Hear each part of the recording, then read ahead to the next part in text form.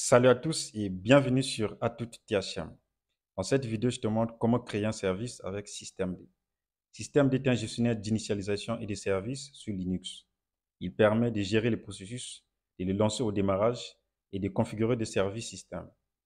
Si tu es passionné de la cybersécurité, administrateur système, pentester, cette vidéo est faite pour toi. Sans trop tarder, on passe à l'action. Je prends le prompt et là, la chose la plus importante à comprendre avant tout, c'est que tout ce que nous allons créer doit être créé comme fichier d'abord dans le répertoire /etc système, systemd pardon, /système. Et chaque fichier de service doit être une extension .service. Et c'est très important de comprendre cela avant tout. Et donc, pour mon cas, je prends l'exemple d'un fichier que je nommerai backdoor.service. Donc, je prends l'éditeur de texte nano, etc systemd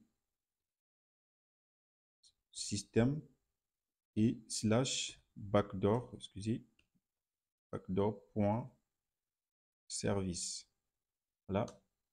Là maintenant, il me faut mettre les lignes importantes. Donc, chaque ligne que nous allons mettre dans ce fichier signifie quelque chose. Donc ici, au niveau de init, la ligne description décrit la description du service. Ici, after network target, c'est la ligne qui permet au service, une fois que la machine se connecte au réseau, le service se relance.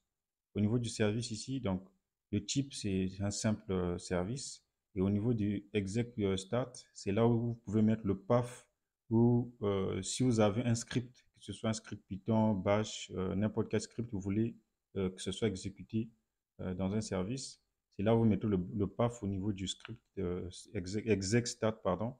C'est là où vous mettrez carrément le chemin du script. Ou encore, vous pouvez mettre comme pour mon cas ici, dans le cas du pentesting, pour la persistance, vous pouvez simplement mettre l'échelle inverse et ainsi de suite. Vous comprenez déjà, je lance netcat et je prends l'adresse IP de ma machine, donc je suis en instantly. Ensuite, la ligne start always, c'est vraiment que le service puisse être démarré, redémarrer pardon, en cas d'échec. Et ici, si le service peut être démarré avec tous les utilisateurs. Je fais CTRL S, CTRL X, j'enregistre. Et donc, la commande suivante, c'est la commande sudo. Bon, j'utilise sudo, ça me permet d'exécuter toutes les commandes en tant que root. Donc, systemctl. J'utilise maintenant daemon, voilà, daemon reload. C'est pour démarrer tous les démons. Et ensuite, ce que je veux faire, c'est maintenant systemctl encore. Là, je mets enable pour que le service puisse démarrer à l'allumage de l'ordinateur encore dès que nous démarrons notre système. Et là, je mets backdoor service. Vous voyez que dès que je tabule, ça marche bien. Et là, je valide entrée. Vous pouvez voir qu'il y a un lien symbolique qui a été créé. Voilà. Et maintenant, nous pouvons démarrer le service et voir son statut. Mais comme j'ai mis un shell inverse, je peux rappeler les commandes.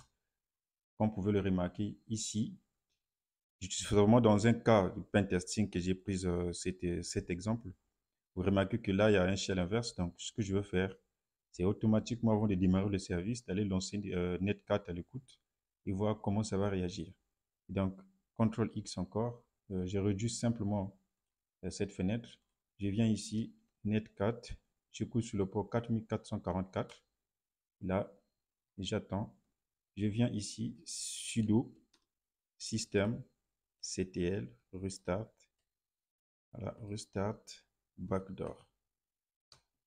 Voilà, dès que j'ai démarré le service, ici, j'ai directement, euh, j'ai directement le shell. Et là, mon shell dans le répertoire courant directement, c'est vraiment la racine. Donc, je suis dans la racine du système. Et si je fais cd root, voilà. Vous pouvez lister les services en utilisant la commande sudo systemctl restart, pardon, excusez-moi, list unit. Je mettrai units, voilà. Et là, je mets type est égal à service. Voilà. Cette commande vous permet de lister les services. Je cherche le service backdoor. Voilà, service backdoor est là. On nous dit bien le service backdoor, il est là. Et en running, donc au niveau du sub ici, donc cette colonne. et au niveau de l'état actif, et exactement le service est actif. Je suis ici, excusez. Voilà, nous avons vu comment créer un service avec systemd et comment avoir un shell inverse dans le domaine du pentesting.